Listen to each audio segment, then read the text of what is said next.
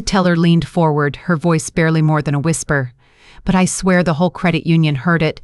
Ma'am, your account shows 0. Her eyes wouldn't meet mine, and already I could feel the stares prickling the back of my neck. A man behind me shifted and muttered, "Lord," she broke. Someone else snickered. My hands trembled against the counter, but it wasn't fear, it was fury. Before I could gather myself, my own son, Darius, stepped up at my side. His tone was cold, sharp, meant to cut me right there in public. "You don't belong here, old woman." "Let me handle your money, old woman." The words stung worse than the balance I no longer had.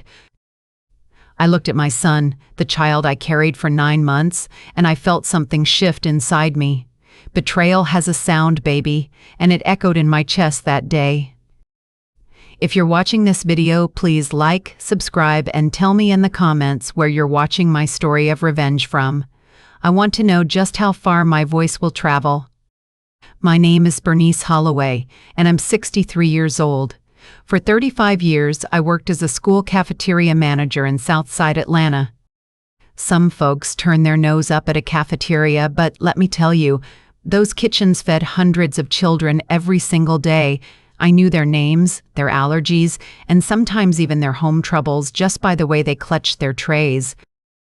I stirred big pots of chili when the weather dipped, baked cornbread squares soft in the middle and browned on the edges, and flipped an extra roll on a plate if a child's eyes looked too sad.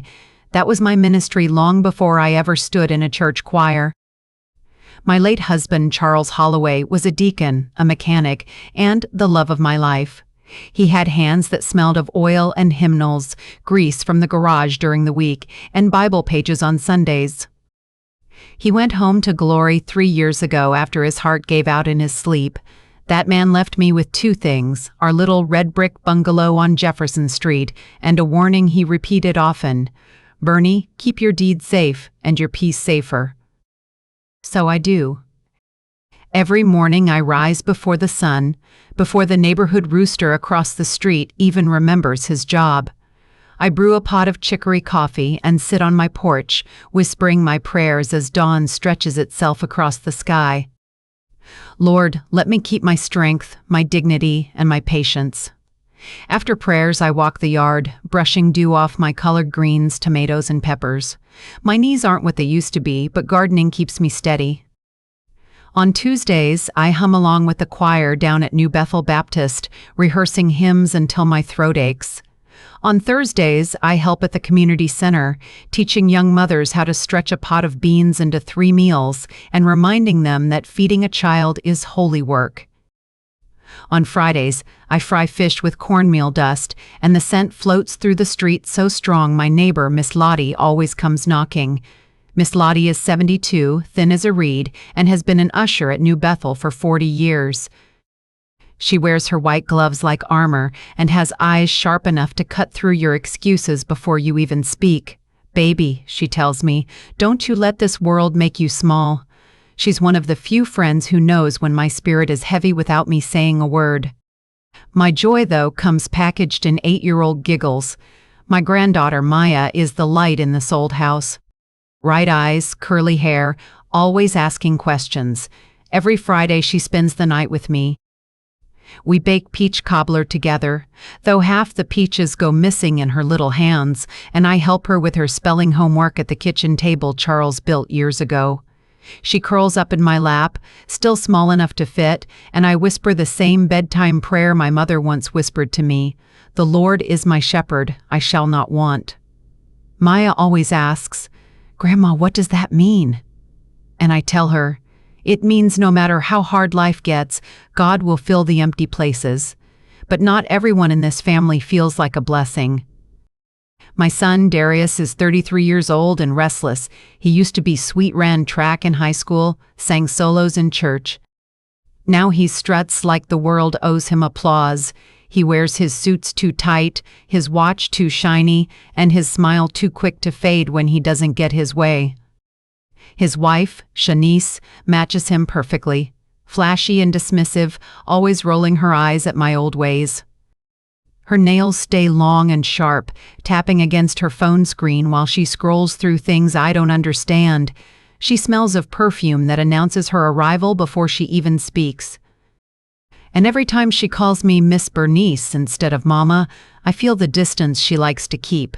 I try to hold my tongue, but Shanice has a way of making me feel like a relic. One Sunday dinner, she wrinkled her nose at my pot of collard greens simmering on the stove. "All this fat back, Miss Bernice?" "Folks don't eat like this anymore. We meal prep and air fry now." I just smiled and said, "Baby, this fat back been feeding generations. One day you'll crave a bowl." Darius laughed along with her, but his laugh was hollow. I live modestly, but the good Lord blessed me with a steady pension from my years in the school district. It's not enough to make me rich, but it pays my light bill, keeps the pantry stocked, and even leaves a little extra to slip into Maya's piggy bank. Charles made sure when he passed that the deed to this house stayed solely in my name, and I keep that folder tucked away under quilt squares in my cedar chest. Knowing my home is secure, that's what lets me sleep at night. But lately, Darius has been pressing me in ways that keep me up. "Ma," he said one evening, leaning against my porch rail, "you don't need to be worrying about stamps and checkbooks. Let me simplify your bills. We can automate everything, streamline it." He spoke like a salesman, and I didn't like the shine in his eyes. "My bills are always paid on time," I told him. "My way works." He shook his head. "It's old-time thinking." "You need to let me modernize things." Shanice chimed in from the doorway, her lips pursed. "Exactly. Nobody uses ledgers anymore, Miss Bernice. You're stuck in the past." That was the first red flag, but I told myself it was just a son trying to help. I ignored the chill that crawled up my spine. Because when you've carried a child in your belly, when you've walked hospital halls with their tiny hand in yours, you want to believe they'll never use that closeness against you. The trouble showed itself first at my own dinner table. I had cooked a spread that reminded me of Sundays when Charles was alive: smothered pork chops, collard greens heavy with smoked turkey, cornbread golden at the edges, and sweet potato pie cooling on the counter. Food, to me, is more than seasoning. It's memory. It's care written in gravy and greens. But Shanice sat at the table, picking at her plate like I had set down a bowl of gravel. She tapped one long nail against her fork and said loud enough for everyone to hear, "This is just so, extra. All these greasy sides, Miss Bernice. Nobody eats like this anymore. Folks are into meal plans and calorie counts. You should try it." I froze with my serving spoon in hand. Darius chuckled, but it wasn't warm. It was the kind of laugh that says he's siding with her. Maya dropped her fork and whispered, "Grandma's food is the best," but Shanice shot her a look sharp enough to silence her. My voice came out steady. "This food raised your husband. It put muscle on his bones when he ran track, and it filled his belly when he came home too tired to lift a spoon. Extra or not, it's fed family for generations." Shanice rolled her eyes and muttered, "Well, times change." I let it pass, but the words lodged in me like a fishbone you can't swallow down. A week later, Darius cornered me on the porch with a stack of glossy pamphlets in his hand. "Ma," he said, "I want to talk to you about joint accounts. You know identity theft is everywhere these days. Somebody could swipe your information and drain you dry before you even noticed. If we link your pension and bills under me, I can monitor everything, keep you safe." I sipped my coffee slow and let the steam calm me. "My pension's been safe these last 20 years without your oversight. My bills are always paid on time." "What's the rush?" "It's not a rush, it's protection," he pressed. "Shanice and I just want you to feel secure." The way he said Shanice and I made me bristle. My pension wasn't theirs to manage. "Baby," I told him, "the Lord gave me sense before he gave me checks. I'll keep what's mine in my own hands." His jaw tightened. "You're being stubborn, Ma." "Times are different. And so is loyalty," I said, standing up. "I'll think about it." But in truth, my heart had already said no. Not long after that conversation, strange letters started appearing in my mailbox. One envelope said, "Welcome to your new debit card program."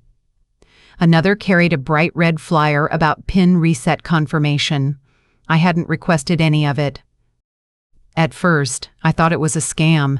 I stuffed them into the basket by the phone and shook my head.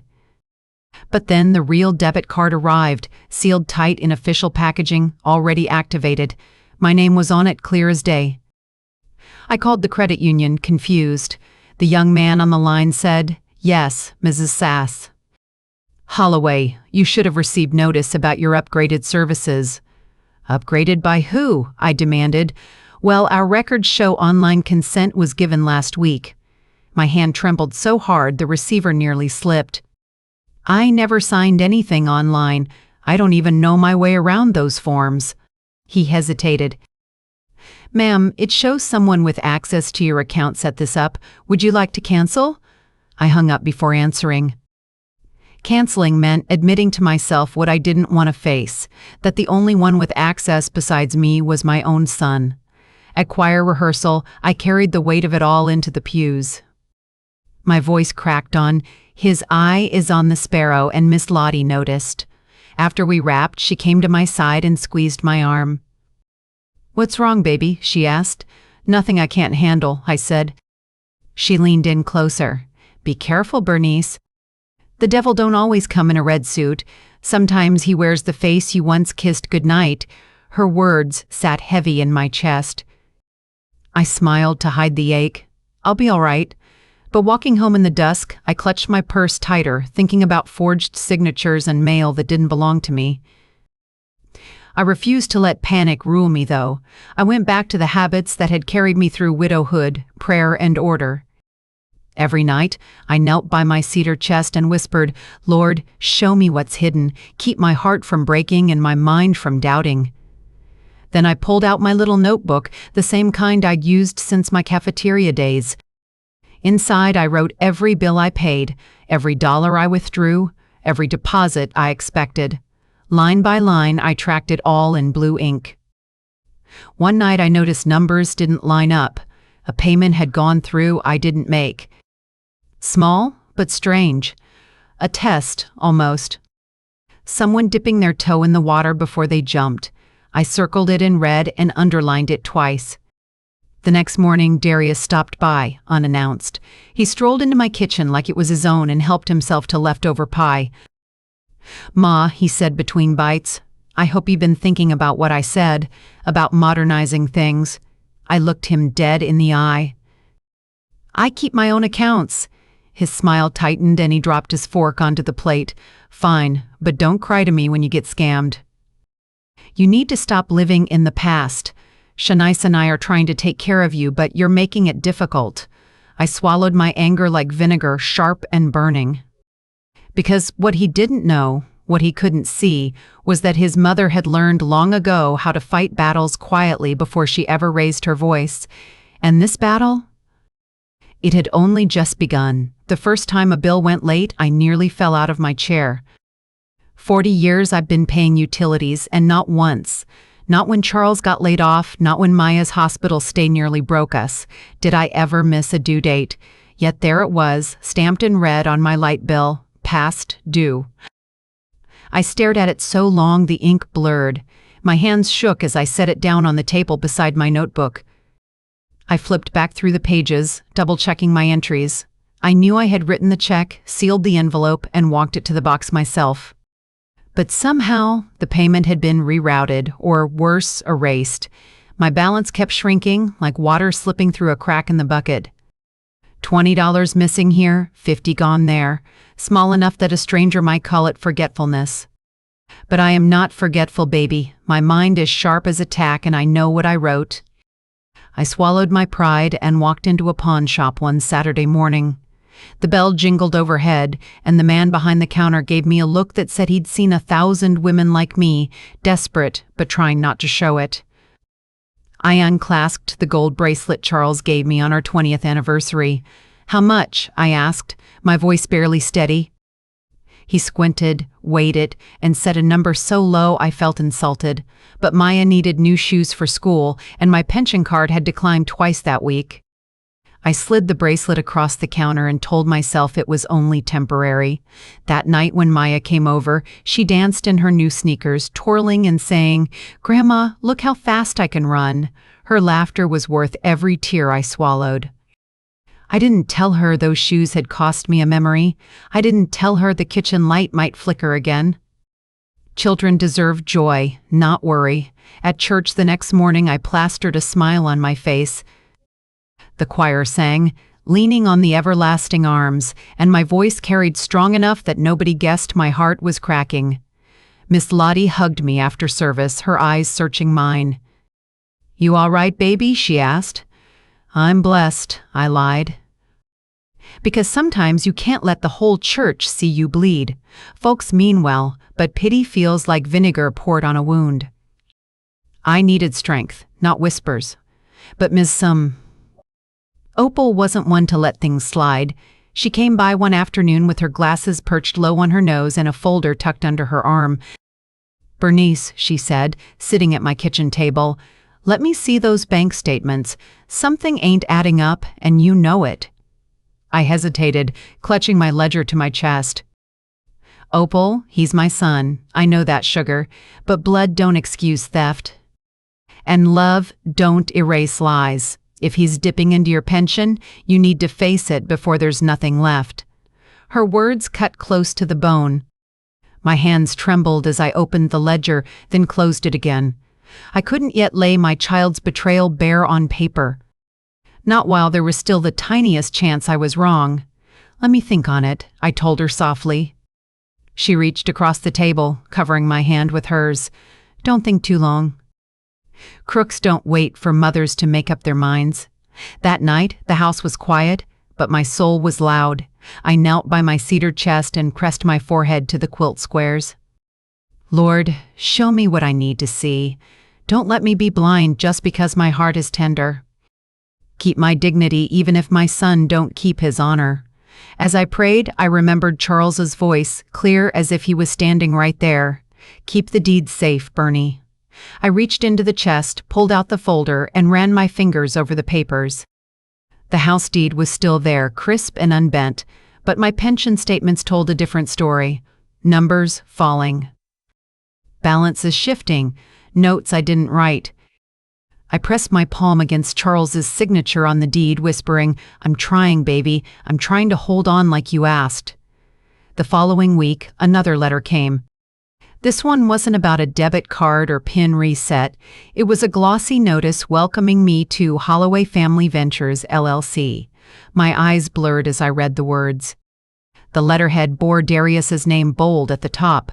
My own name was buried in fine print, labeled as a beneficiary of services rendered. My stomach dropped. My son hadn't just been dipping into my pension. He was building something, using me as the foundation. I folded the letter and tucked it under my Bible. Then I picked up my pen and wrote in my ledger, "The storm is here." Because, baby, by then I knew. Love might blind you for a season, but truth has a way of turning on the light whether you're ready or not. It was a Tuesday morning when I decided enough was enough. I walked myself down to the credit union with my little notebook tucked under my arm and my purse clutched tight. The air was warm, but my hands were cold. When I got to the counter, the young teller, sweet girl with braids and nails painted sky blue, smiled and asked how she could help. I slid my statement across the counter and tapped the numbers I had circled in red. "Baby, something ain't right. These transfers here, I didn't make them." She clicked away at her keyboard, her smile fading, her brows pulled together like stitches tightening a wound. "Ms. Holloway, it looks like funds were moved into a business account tied to your profile." "Holloway Family Ventures, LLC. My breath caught. "Business account?" "I don't know no business." She turned the screen slightly toward me. My name was there, but underneath it read, "Manager Darius Holloway." The room spun for a moment. I grabbed the counter to steady myself. "That's my son." She hesitated, then pulled a sheet from the printer. "There's electronic consent on file. We keep hard copies, too. Here." She slid the paper toward me. At the bottom was my name, written in a shaky scrawl that pretended to be mine, my signature, but not my hand. I felt sick. "That's forged," I whispered. Her voice softened. "Ms. Holloway, if you want, we can flag this as fraud, but it will mean opening an investigation against your son." I closed my eyes, tears burning behind the lids. A mother never imagines she'll be standing in a bank with her own child's lies written in black ink. "I need a copy of this," I said finally, my voice hardening. "Every page. Print it all." She nodded, sliding the stack into a folder. When I left that building, the folder felt heavier than a brick, and my heart felt like glass about to shatter. 2 days later, Shanice hosted a backyard party. I hadn't been invited, but from my porch I could hear the music thumping, smell the barbecue, and see the line of shiny cars parked up and down the block. Curiosity pulled me to the fence line, where I could peek through the slats. Shanice was parading around in a brand new designer dress, her wrists stacked with gold bangles, nails freshly done. She laughed loud, the kind of laugh that begged for an audience. Darius stood beside her, flipping steaks on a new stainless steel grill bigger than the one I'd saved for years to buy. Coolers overflowed with imported beer, the kind that costs more than my grocery budget for a week. Their friends clinked glasses, bragging about investments and business deals. I recognized one of my neighbors there too, whispering as Shanice boasted, "Darius got us straight. We've leveled up, y'all." New venture, new money, new life. She twirled like a girl showing off her prom dress. That's when my stomach dropped. The necklace around her neck, delicate gold with a ruby pendant, was one Charles had given me years ago. I hadn't seen it in months. My fingers dug into the fence rail. That wasn't her money, her jewelry, her party. That was my pension, my sacrifice. My years of sweat behind cafeteria counters, ladling soup and scrubbing pans. I staggered back from the fence, pressing a hand to my chest. On the other side of the slats, music played, laughter rang out, and my son grinned wide with his arm around his wife. They looked like they had everything. But I knew better. They were standing on the bones of my hard work. And, baby, in that moment, something in me turned. Love had carried me this far, but truth was pushing me the rest of the way.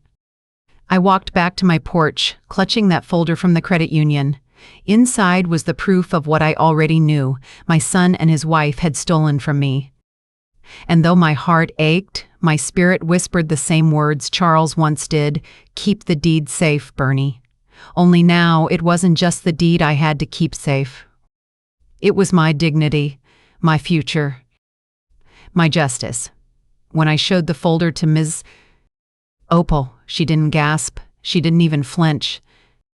She just slid her glasses up her nose, opened her pen, and started scribbling notes like she was back at the law office.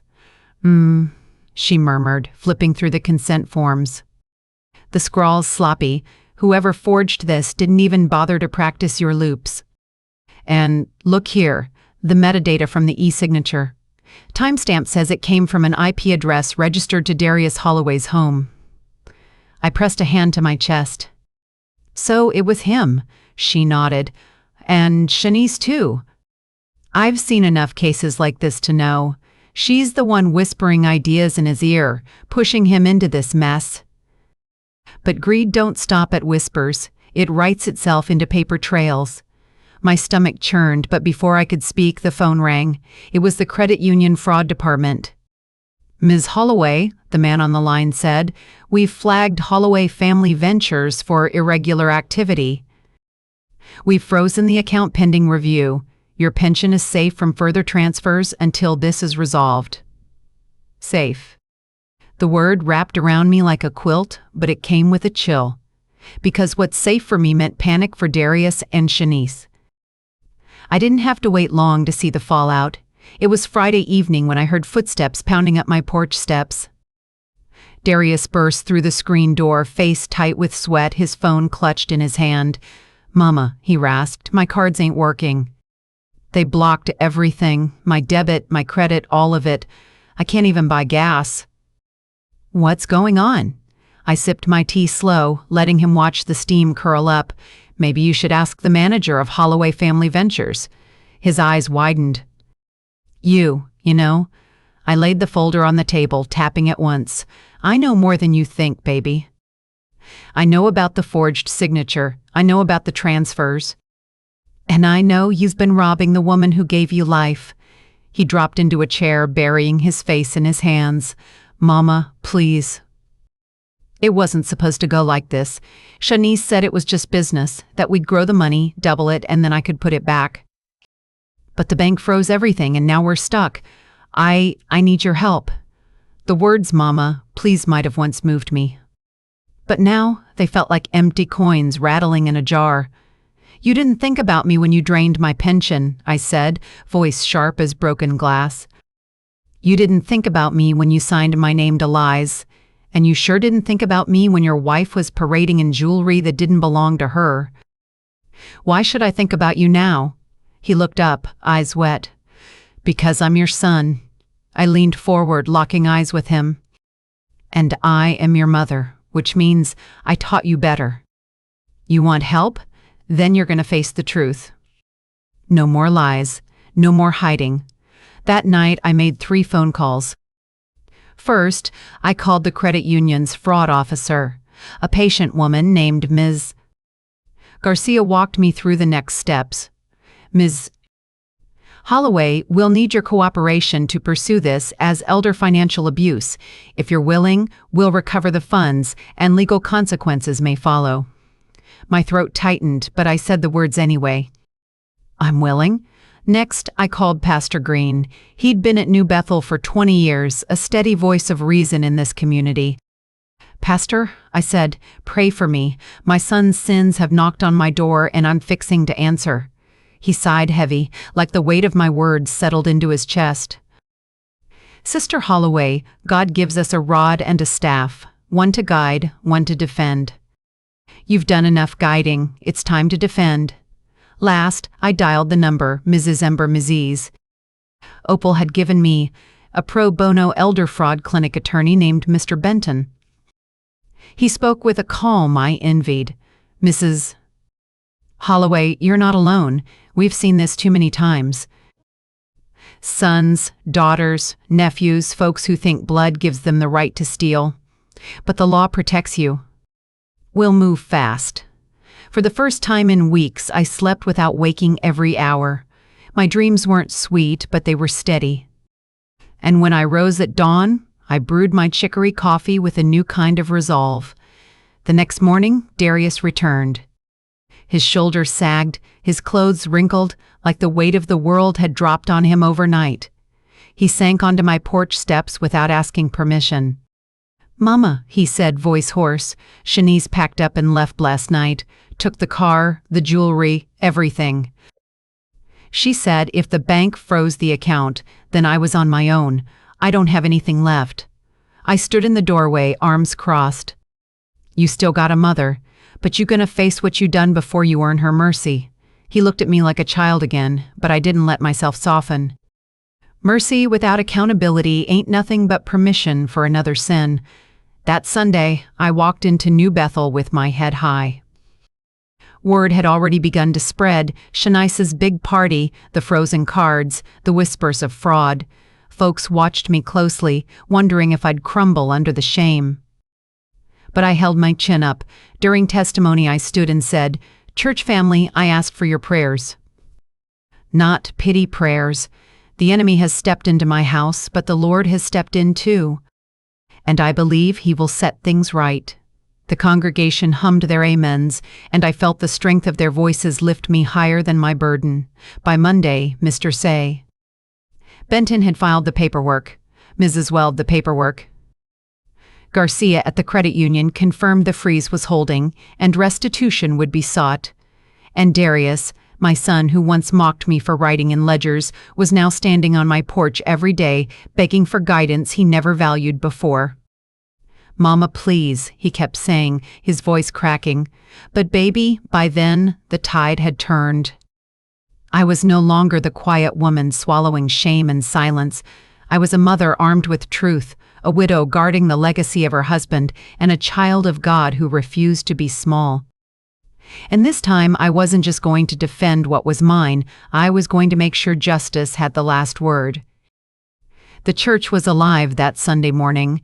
New Bethel Baptist had organized its annual fundraiser tables, groaning under pound cakes, peach cobblers, collard greens in foil pans, fried chicken stacked high.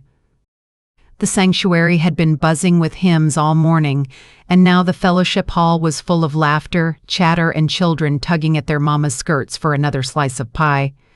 I had brought 2 trays of my own sweet potato pies baked late into the night, my rolling pin working as steady as my prayers. Folks lined up quick for them, one deacon's wife whispered, "Sister Holloway, your pie's still got the Holy Ghost in 'em." I smiled, but my heart was braced like a tree before a storm, because I knew Darius would come. And come he did. I saw him before he saw me.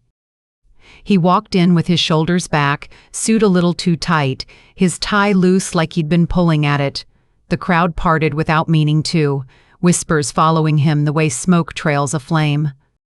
Word had spread already about the frozen accounts, Shanice running off, and the questions nobody dared ask out loud.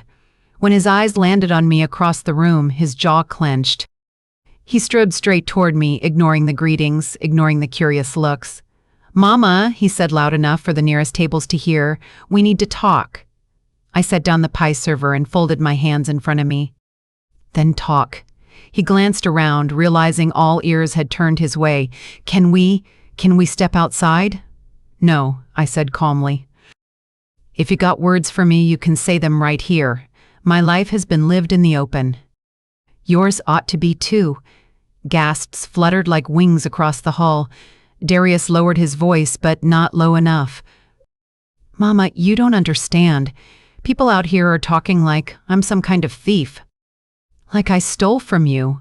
"You did," I said plainly, heads tilted closer. Conversations around us dimmed. He swallowed, his voice sharpening.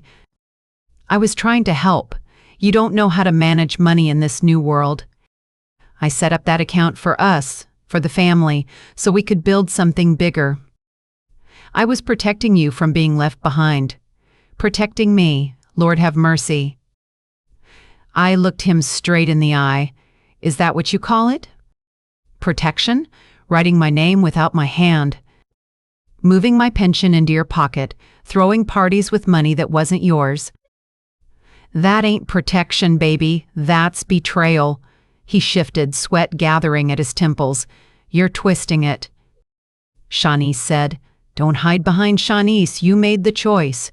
The air grew thick. Even the children stopped fidgeting, sensing the weight in the room. He raised his voice then, trying to grab the upper hand. "Mama, you're making a scene. These people don't need to hear our business." I let out a low laugh, not from humor, but from knowing. "Son, you made it everyone's business the moment you dipped into my pension to buy yourself a new life. And these people, they've known me longer than you've known yourself.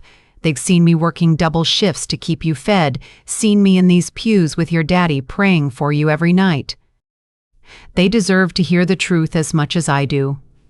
A murmur of agreement swept through the crowd. Miss Lottie fanned herself hard and said, "Amen to that." His face reddened. He leaned closer, trying one last time to twist the knife. "Look, Mama, I'm your son. You can't just turn on me like this. After everything. You need me." I straightened my shoulders. "What I need is honesty. What I need is respect, and I need you to understand something right now." The room was so quiet you could hear the hum of the fluorescent lights overhead. I set my voice steady, calm but sharp enough to cut. "We've got a meeting tomorrow morning. At the bank, with counsel present. The papers are ready, and the fraud officer will be there. You say you were protecting me? Then let the truth speak for itself." Gasps rippled through the hall. Darius froze, his eyes darting to the crowd, to the nodding heads, to the whispers that grew louder. I picked up the pie server again, my hand steady. "So go on, son. Rest yourself tonight, because tomorrow there won't be room for lies." And with that, I turned back to the table and began slicing another piece of pie, leaving him standing there, his mouth opening and closing like a man drowning with no words left. The crowd shifted, murmuring, fanning, watching him walk out with his shoulders hunched. But me? I just kept serving pie, my heart calm, because I knew, when the morning came, the truth was going to speak louder than both of us. Monday morning dawned gray, the kind of sky that felt like judgment was hanging heavy above the city.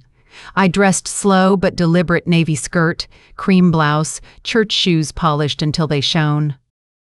Around my neck I clasped the small gold cross Charles had given me the day we married. It wasn't armor, but it felt like it. Ms. Opal picked me up at 8 sharp, her sedan neat as her spirit. She wore her paralegal badge on a chain and carried a leather folio stuffed with papers. "Ready?" she asked. I nodded. "Been ready since the first dollar went missing?" At the credit union, we were ushered into a glass-walled conference room. On one side sat Ms. Garcia, the fraud officer, calm and professional. Beside her was Mr. Benton, the pro bono attorney, Ms. Say. Opal had found for me a tall, quiet man with eyes that didn't miss much. On the other side of the table, Darius slouched in his chair, tie askew. Shanice sat next to him, nails gleaming, lips pressed into a thin line. She avoided my eyes, tapping her phone until the guard at the door told her to put it away. "Mama," Darius started, trying a soft voice, "we don't have to make this messy." I folded my hands on the table. "Son, you made it messy the day you forged my name." Garcia cleared her throat. "Let's begin. Ms. Holloway, we've reviewed the accounts in question. Our investigation found multiple transfers from your pension into an entity called Holloway Family Ventures. Each transfer was authorized using electronic consent tied to your profile." Darius jumped in. "Exactly," she agreed. "She just forgot." My chest burned, but before I could answer, Ms. Opal spoke. She slid a stack of papers across the table. We pulled the metadata. The so-called consent wasn't submitted from Ms. Holloway's computer or phone. It came from the IP address registered to Mr. Holloway's residence. "Here are the logs, time-stamped, geolocated." Mr. Benton added calmly, "We also subpoenaed ATM footage." "Here." He slid a laptop forward. On the screen, grainy video showed Darius at a machine withdrawing stacks of cash. Shanice hovered beside him, peeking over his shoulder. Gasps filled the room, mine silent, Shanice's audible. "That's not," Darius stammered. "Don't lie now, Mrs." Garcia said firmly. "We have 4 separate withdrawals, all tied to the diverted funds. And here," she held up a sheet, "a printed consent form with a forged signature. Miss Holloway, can you confirm this is not your handwriting?" I leaned forward, my voice steady. "That is not my hand. My loops don't slant that way, and my name has never been that shaky." Shanice shifted in her chair, eyes darting. "Look, this wasn't my idea. I told him not to." Darius whipped his head toward her. "You told me it was the only way. You said she'd never miss it, that we'd pay her back once the business took off." "Don't put this on me," Shanice snapped, slamming her palm on the table. "You're the one who signed her name." The room buzzed with tension, but I sat still, watching them turn on each other. It was like seeing the mask slip from both faces at once. Mr. Benton leaned forward. "Enough. The evidence is clear. This was elder financial abuse, plain and simple." Shanice's voice rose, shrill. "Abuse? We're family.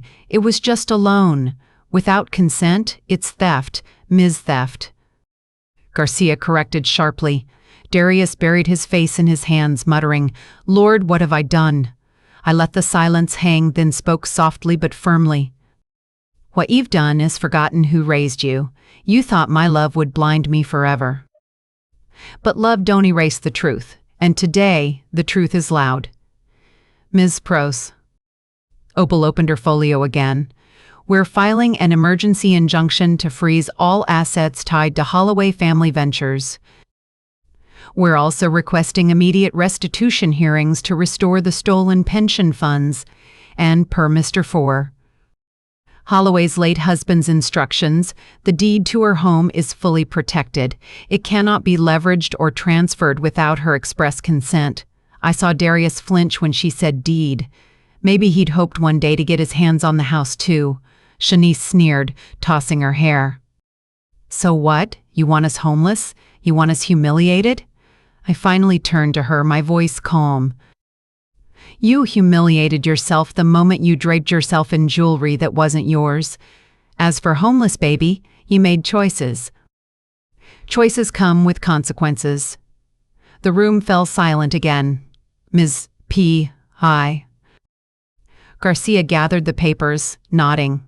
This will move to the next stage. Ms. Holloway, you've done the right thing. When the meeting ended, Darius lingered in the hallway, his shoulders slumped. He tried one last plea. Mama, please. Don't take it to court. We can fix this privately. I shook my head. You wanted to play with paper and ink. Now let the paper and ink speak. Tomorrow we'll stand before the judge. I walked past him, my heels clicking steady on the tile. Each step felt like a drumbeat. No more lies. No more silence. No more shame. That night, back in my kitchen, I opened my ledger. I wrote in careful blue ink, injunction filed. Restitution coming, deed protected. Then I closed the book and whispered, Charles, I kept it safe. But deep down, I knew the battle wasn't done, court was coming. And in that courtroom, every lie, every theft, every false word would be dragged into the light, and baby, the light was going to burn. The courthouse smelled like lemon polish and nerves. I arrived early in my navy skirt and cream blouse again, the same ones I wore to the bank, because consistency steadies me. Around my neck, I'd fastened Charles's little gold cross. Ms. Opal met me at the front steps with a thermos of ginger tea and that calm way she has of making even stone buildings feel kinder. Mr. Deasy. Benton, our attorney, joined us inside. A stack of exhibits tucked under his arm, printouts, logs, stills from the ATM video, and my little blue notebook copied, indexed, and tabbed with yellow flags. Ready? He asked. I was ready the first time they wrote my name without my hand, I said. Outside the courtroom door, I felt a tug at my sleeve. Maya stood there, hair braided with sky blue beads, her eyes the kind that make you want to be better. Grandma, she whispered, do you need a hug before you go in? I bent low and she wrapped me up, her skinny arms like warm rope. The kind that holds you at a dock when the river gets unruly? I sure do, I murmured into her hair. When we pulled apart, she pressed something into my palm, a folded paper heart she'd colored with crayon. For courage, she said. Courage slipped inside my pocket next to my handkerchief, and I walked through those doors taller than my bones. The hearing room was small but serious. A Georgia state seal glowed on the wall behind the bench like an eye that had seen generations of folks try to out-talk justice. The clerk called the case. Holloway v. Holloway et al. Darius sat at the respondent's table in a suit that suddenly seemed to swallow him. Shanice was beside him, glossy nails now chipped, a hard look fixed on her face. She kept checking the door, as if the life she wanted might waltz back in and rescue her from the life she chose. The judge, a woman in her 50s with a precise bob and eyes like polished stones, took her seat. Good morning, she said. We have before us a petition concerning alleged elder financial exploitation. I understand there's a motion for emergency relief and a request for restitution. She turned to me. Ms. Holloway, I appreciate that these matters are difficult when family is involved. But in this room, paper and proof speak. Do you understand? Yes, Your Honor, I said, my voice steady as a hymn. Mr. Benton rose. Your Honor, will show a pattern of unauthorized transfers from Ms. Holloway's pension to an entity known as Holloway Family Ventures, managed by her son, Mr. Bowe. Darius Holloway, and directed by his spouse, Ms. Shanice Holloway. We'll present IP logs, ATM video, and a forged consent letter purportedly signed by Ms. Holloway. We'll also offer Ms. Holloway's contemporaneous ledger as corroborating evidence of her finances and intent. The judge nodded. Proceed. The bank's fraud officer, Ms. Garcia, testified first smart and measured.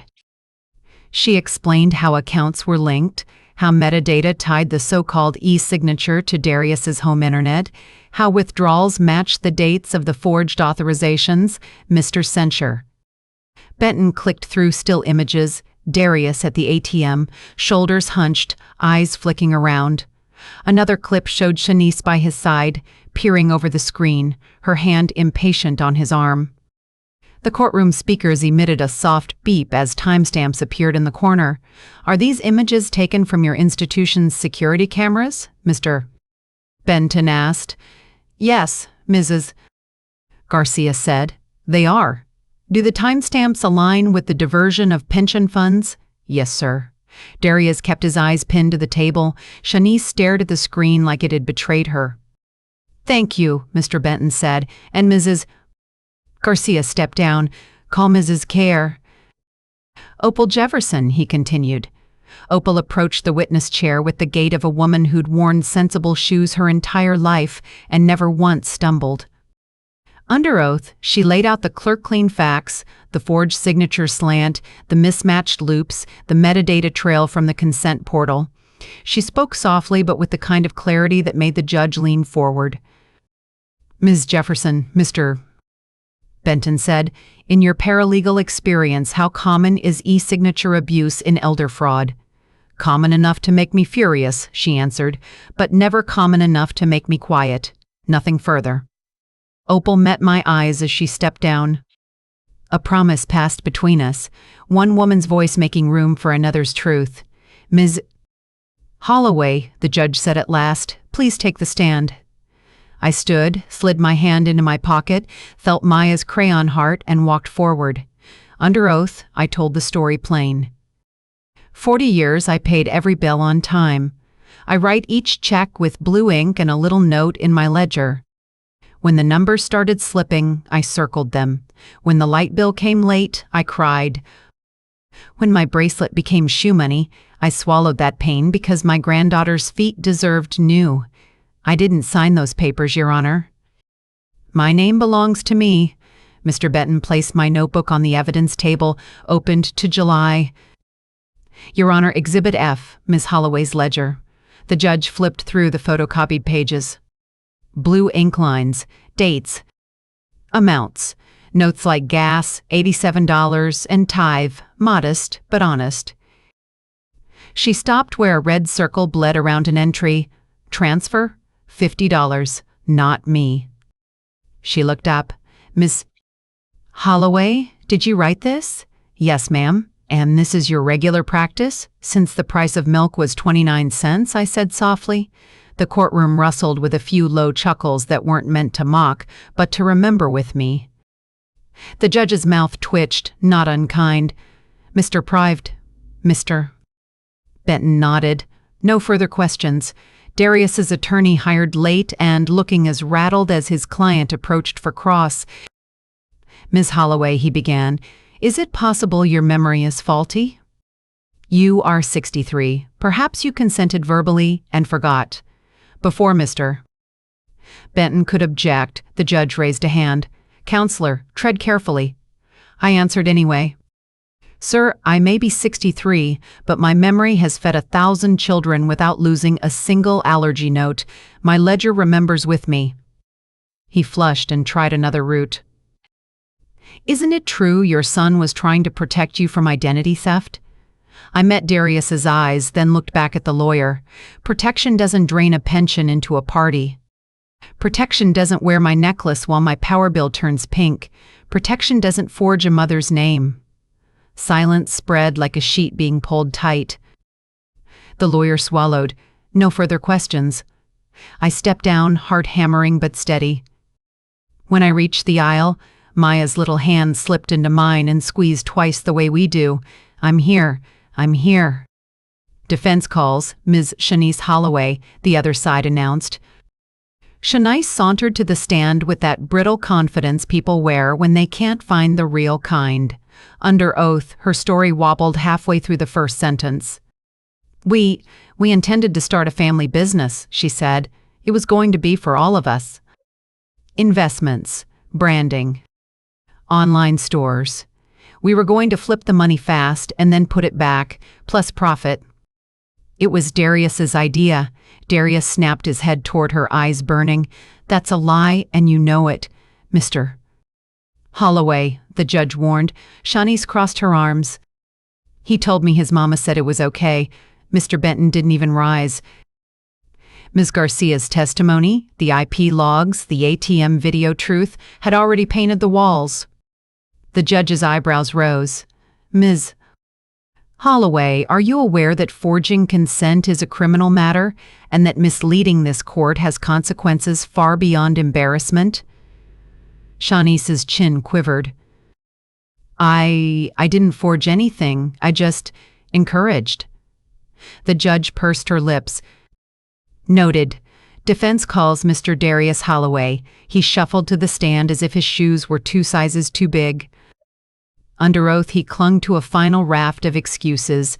I thought I could control it. I was going to make it right. I kept telling myself it was temporary, that I'd pay it back twice over and Mama would thank me for modernizing her life. Mr. Benton stepped forward. Did your mother at any point give you written consent? No. Did she give you verbal consent? Darius closed his eyes. No. Did you sign her name electronically without her knowledge? His voice shrank. Yes.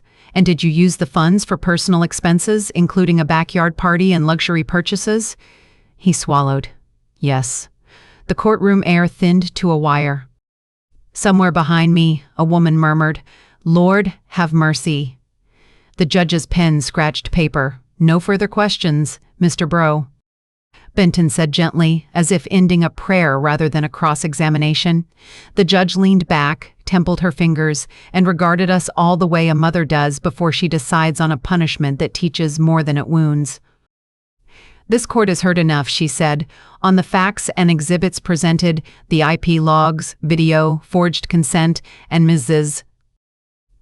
Holloway's ledger, I find that elder financial exploitation occurred. I hereby grant the petition for emergency relief. She ticked through her ruling like a sewing machine catching every stitch. First, restitution. All diverted pension funds will be returned to Ms. Holloway's account. A reimbursement plan will be set immediately, with wage garnishment authorized if needed. Any assets acquired with misappropriated funds are subject to seizure or sale to satisfy restitution. Shanice gasped. Second, fraud report. A formal referral will be made to the county prosecutor's office for review under Georgia's elder exploitation statutes. Darius's shoulders crumpled. Third, financial guardianship is revoked. Mr. Revoked. Darius Holloway is prohibited from managing, accessing, or commingling any assets, accounts, or property belonging to Ms. Bernice Holloway, now or in the future, absent explicit court approval. The words rang like a bell. A clean one. Fourth, corrective title protections. Ms. Shanice Holloway's name is to be removed from any current or future claim, lien, or expectancy related to Ms. B's. Holloway's home, deed, or pension. Notices to be recorded with the county clerk within 7 days. Shanice stared like the floor had opened. Fifth, remedial conditions. Mr. Holloway will complete a certified financial counseling program covering debt, budgeting, and ethical stewardship. Additionally, he will perform 200 hours of community service at the senior center and food pantry service to the elders and kitchens that raised him. Compliance to be verified quarterly. A murmur of approval rolled through the small gallery. Somewhere I heard Miss Lottie's low of satisfied justice. And sixth, the judge said, voice softening but not weakening, a public apology is ordered. Mr. Holloway, you will place on the record here and now your acknowledgement of harm, your admission of wrongdoing, and your promise to repair. Words alone will not repay what you took, but words begin the road you must walk." Darius looked at me, eyes red and wet. I lowered my head, not to hide tears, but to pray that his mouth might finally tell the truth his hands tried to bury. He faced the bench, voice trembling. "Your Honor, He swallowed, the sound loud in the quiet. "I stole from my mother." The sentence fell like a hammer and like a mercy.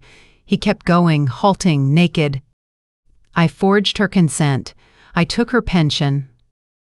I lied to her and to myself. I was wrong. I will pay it back. I will do the counseling. I will serve. I am ashamed." A single tear slid down, stinging dignity on its way. Not mine, his. The judge nodded once. "The record will reflect the statement. Court orders as stated." Her gavel tapped, a small sound for a big ending. Outside, the noon sun lit the courthouse steps in clean, clear gold. Reporters hadn't come. This wasn't the kind of case that makes the evening news, but neighbors had. Church folk. The same people who had tasted my pies and watched my son grow from choir boy to contradiction. They formed a gentle path as I walked down, Miss Opal on one side, Mr. Teen. Benton on the other, Maya's hand tucked in mine. People nodded, not with gossip but with respect. A couple of elders touched my shoulder in passing, communion of a different kind. At the bottom step, Darius waited, eyes swollen, hands empty. For a second, the boy he'd been flashed across his face, a child with skinned knees, not a man with stained hands. "Mama," he whispered. Not asking this time, not insisting. Just saying my name like it still meant home. I didn't hug him then. Mercy must be measured or it becomes neglect. But I did not turn away. "You've got a road to walk," I said, "and I've got a life to live."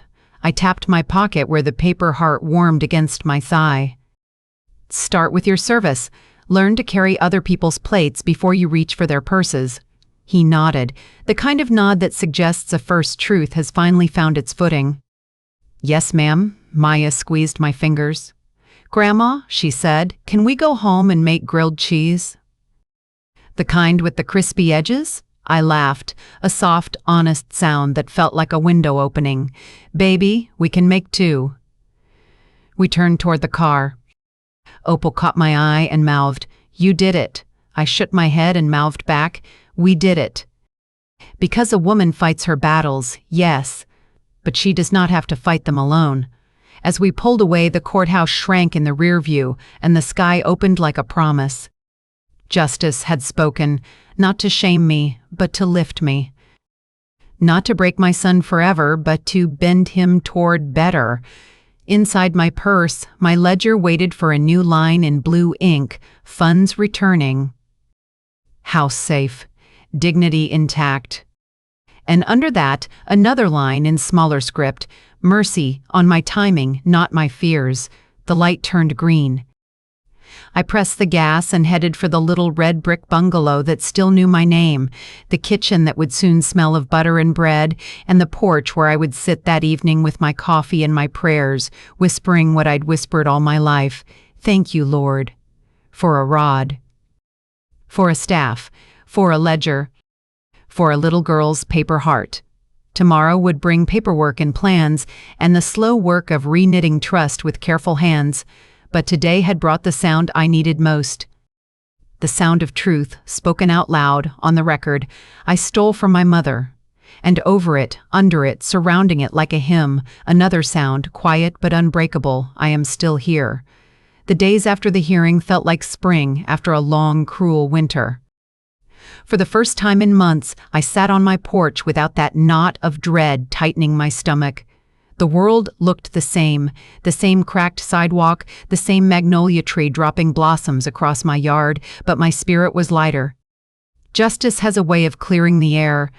I went back to my routines, the ones that make me feel steady. In the mornings, I brewed my chicory coffee, rocking slow on the porch swing, whispering prayers of thanks instead of pleas for protection. At night, I opened my ledger, not with fear, but with pride. The numbers balanced again, like the Lord himself had reached down and set them straight.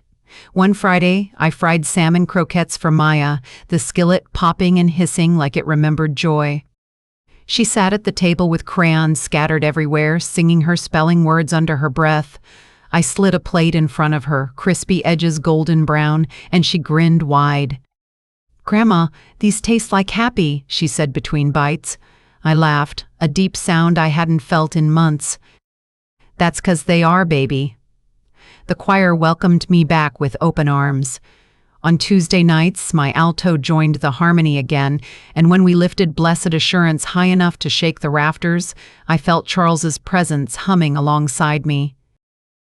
Miss Lottie fanned me after rehearsal. "See there? You made it through. Devil tried to wear you down, but you kept your spine." I smiled. "Never mistake kindness for weakness, Lottie. I think my son just learned that lesson too, because though I had forgiven myself for believing his lies, I wasn't about to hand him back my trust without guardrails. With Mr. Benton's help, I set up a living trust. Every account, every deed, every penny of my pension had its place, protected by documents no one could twist again. I even appointed Mrs. Opal as a secondary overseer, just in case life threw me another curveball. When Darius came by, eyes downcast, asking to mow the lawn or fix the screen door, I let him. But I also reminded him, trust is like my garden, son. You let weeds choke it, you can't just snap your fingers and see it green again. You gotta pull, water, wait, and sweat for it to come back. He nodded quiet. "I'll try, Mama. Tryin' is the least you owe," I said. But I didn't shut the door on him, because closing the door forever is easy, keeping it cracked just enough for redemption, that takes strength. The neighborhood changed too. Folks stopped whispering about me and started asking my advice. Some brought their own bank papers asking, "Miss Bernice, can you look this over?" Just to be sure, I'd smile and say, "Child, I'm not a lawyer, but I can tell you this. Don't sign nothing you don't understand, and don't let nobody else write your name for you." It felt good to turn my hurt into help. One evening I sat on the porch with Maya curled in my lap, the sun dipping low. She traced circles on my palm with her little finger. "Grandma," she said, "are you still mad at Daddy?" I thought on it, rocking slow. "Mad? Maybe a little, but more than mad, I'm watchful. He has to earn back my trust. That's not something I can give away just because he says sorry."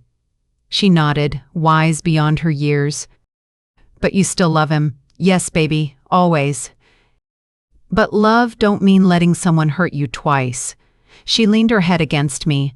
"I'll remember that," and I prayed she would. These days, my home feels steady again. The bills are paid, the lights stay on, and the ledger tells a clean story. The paper heart Maya gave me at the courthouse sits tucked inside my Bible, a reminder that even in the worst storm, love and truth can still fold into courage small enough to carry. I've learned something I want the whole world to know: never mistake kindness for weakness. Because sometimes the quietest women, the ones who sing in the back pew, who stir pots of collards, who keep notebooks neat with blue ink, sometimes we're the strongest. Sometimes we're the ones who know how to hold the line when no one else will. And baby, when we decide to fight, even the ones who thought they could play us for fools will find themselves on their knees, speaking truth they never meant to tell. Looking back, I've learned one lesson clearer than any other: respect your elders. We are not weak just because we move slower or because we still write in notebooks when the world moves to screens. Our wisdom is written in years of sacrifice, in bills paid on time, in meals stretched to feed more mouths than we thought possible. Darius learned that the hard way, that kindness is not the same as blindness, and patience is not the same as weakness. The truth will always rise, and no amount of lies can keep it buried. So to anyone listening, never underestimate the quiet strength of the people who raised you. Our voices may shake, but our resolve does not, and when pushed too far, we will stand, and we will speak, and justice will walk beside us. If this story touched you, Please like this video and subscribe for more family stories. And share your thoughts in the comments. I'd love to hear where you're watching from and what lessons you've carried from your elders.